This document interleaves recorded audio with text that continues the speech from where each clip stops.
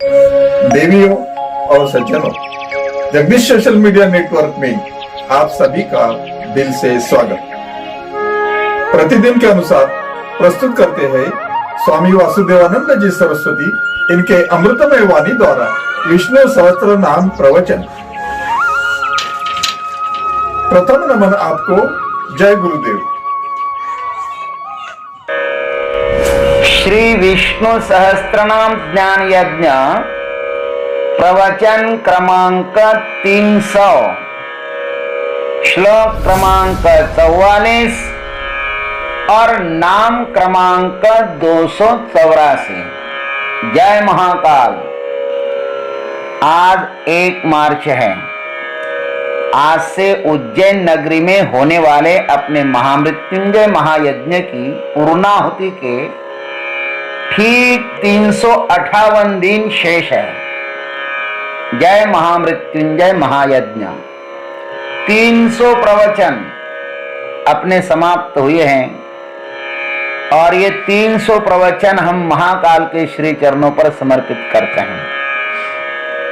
ओम त्र्यंबकं यजामहे सुगंधिं पुष्टिवर्धनम् उर्वारुकमिव बन्धनान् मृत्योर्मुक्षीयमामृतात् समस्त जन कल्याणे निरतं करुणामयम् नमामि चिन्मयं देवं सद्गुरुं ब्रह्मविद्वरम् शान्ताकारं भुजगशयनं पद्मनाभं सुरेशं विश्वाधारं गगनसदृशं मेघवर्णं शुभांगं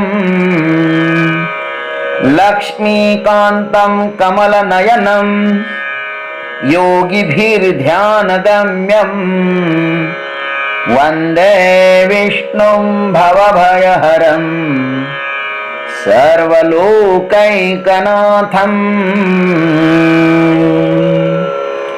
श्लोक क्रमांक 44। अमृतांशुद्भवो भानुः शशबिन्दुः सुरेश्वरः औषधं जगतः सेतुः सत्यधर्मपराक्रमः। ओम भानवे नमः।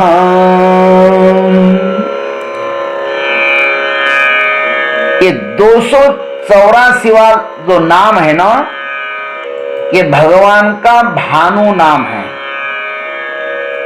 पहले परमात्मा को अमृतांशुद्भवः ऐसा कहा है, लेकिन चंद्रांशु तो भानु के कारण प्रकाशित होता है। चंद्र को प्रकाशित करने वाला यदि कोई है तो वह भानु है, सूर्य है।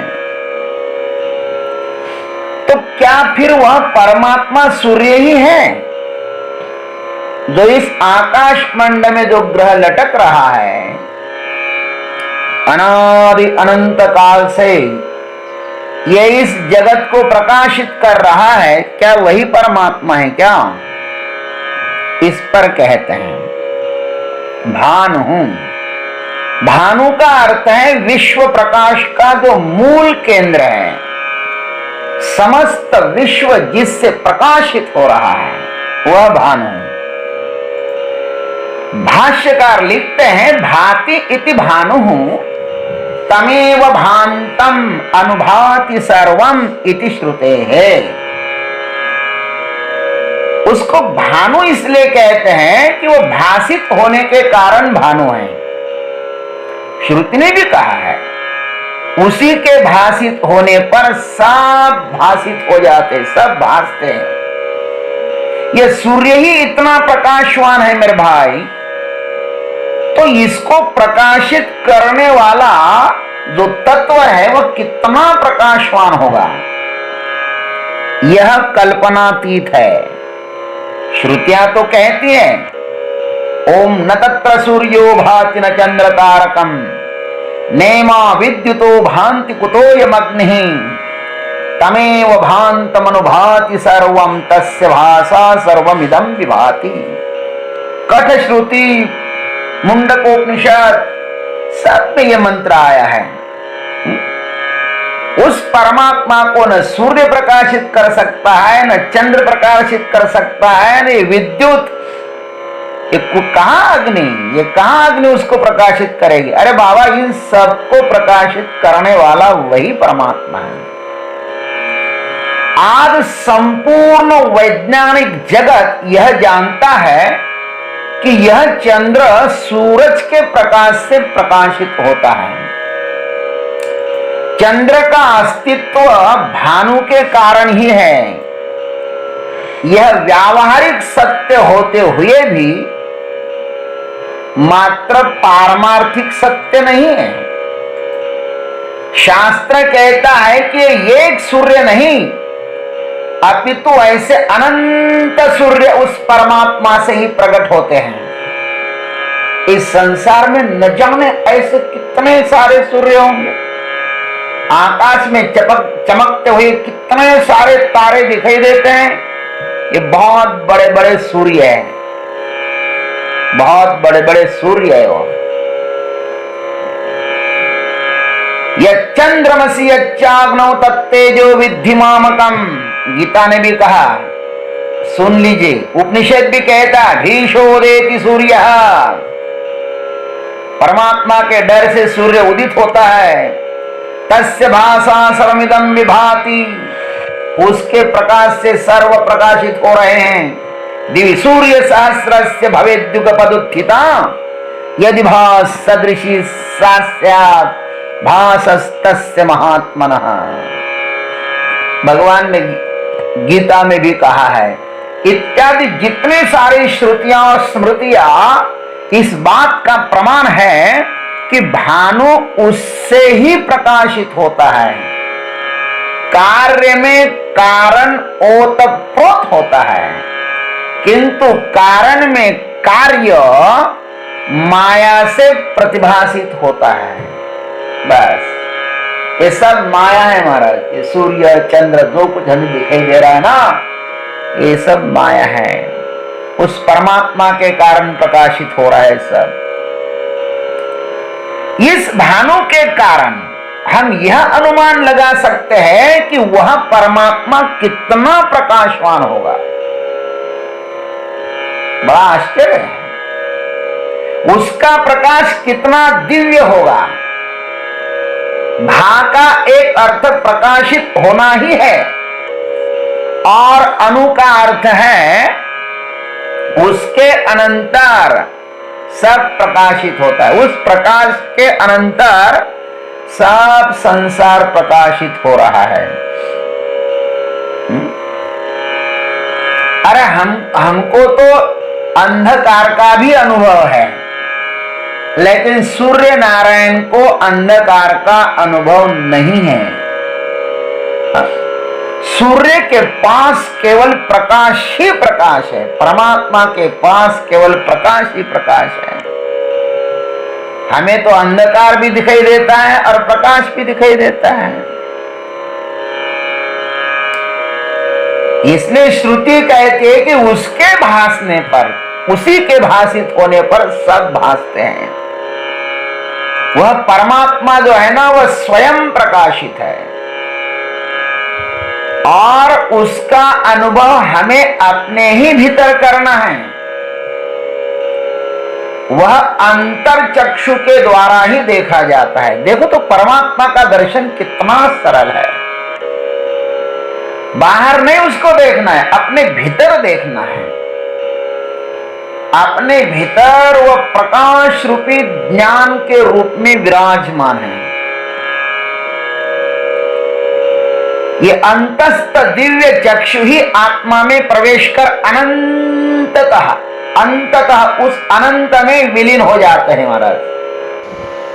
इतना बढ़िया वो परमात्मा है। आंखें बंद कर लो और उसको देख लो, दृष्टा का अनुसंधान कर लो। इस भानु के रूप में भगवान का यह एक अत्यंत स्थूल रूप आकाश में बिना आधार का ही लटक रहा है। परमात्मा का एक स्वरूप है, ऐसा समझ लीजिए। इस अनंत आकाश में ऐसे सूर्य न जाने कितने लटक रहे होंगे।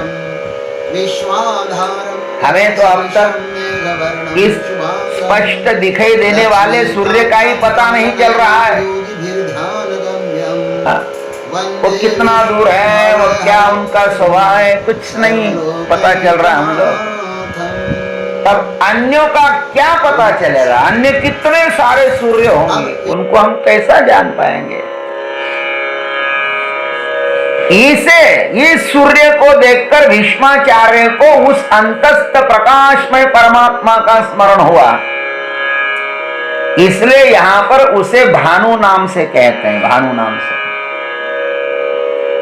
सूर्य के 12 नाम भागवत में भी आए हैं और अन्य अन्य शास्त्रों में भी आए हैं। उसमें भगवान का भानु नाम है।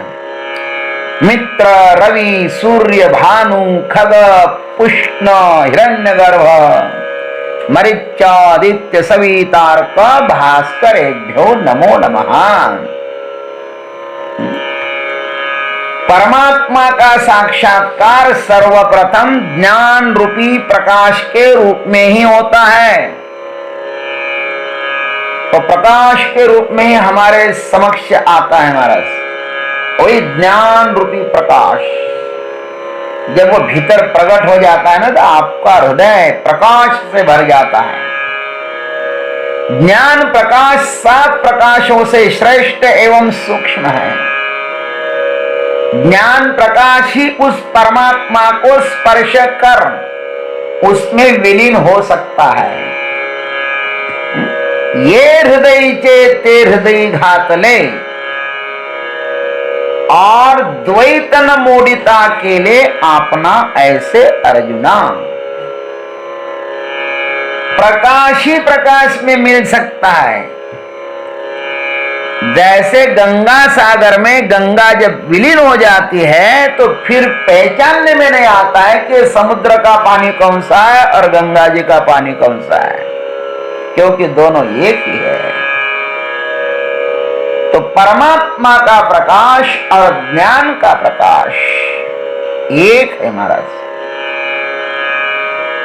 भगवान भानु हमारे भीतर विद्यमान है और हम कहते हैं कि हे भानु परमात्मा, आप हमारे भीतर जाग जाइए।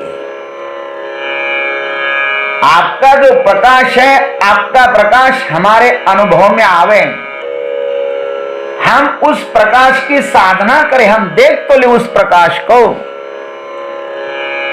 और उस प्रकाश को देखने के अनंतर ही ये भानु जो है ना, उस महाभानु में, उस परमात्मा में लीन हो जाएगा। इसलिए तो कहते कि तस्य प्राण अत्रैव विलीयन्ते, ये सब कुछ इस हृदय का उस परमात्मा में विलीन हो जाएगा। फिर ब्रह्मविद ब्रह्मैव भवति,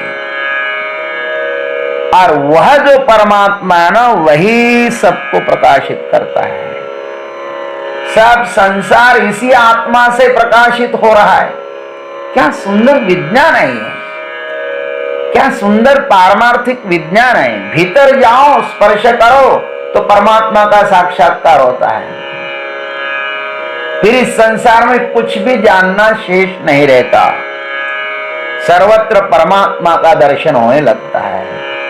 लेकिन यात्रा भीतर से स्टार्ट करना है, उसका प्रारंभ भीतर से। जितना जाना हो अंदर प्रवेश कर लो, अपने पास बैठने का अभ्यास करो। यही तो भानु शब्द का अर्थ है। भा का अनुगमन करो, प्रकाश का अनुगमन करो, प्रकाश की तरफ बढ़ो। जितना आप अपने भीतर बढ़ेंगे, प्रवेश करेंगे, उतना ही वह प्रकाश आपको प्रकाशित करते जाएगा। और एक समय ऐसा आएगा कि आप स्वयं प्रकाश रूप बन जाओगे। जय गुरुदेव, जय जगदीश्वर, जय जय महाकाल।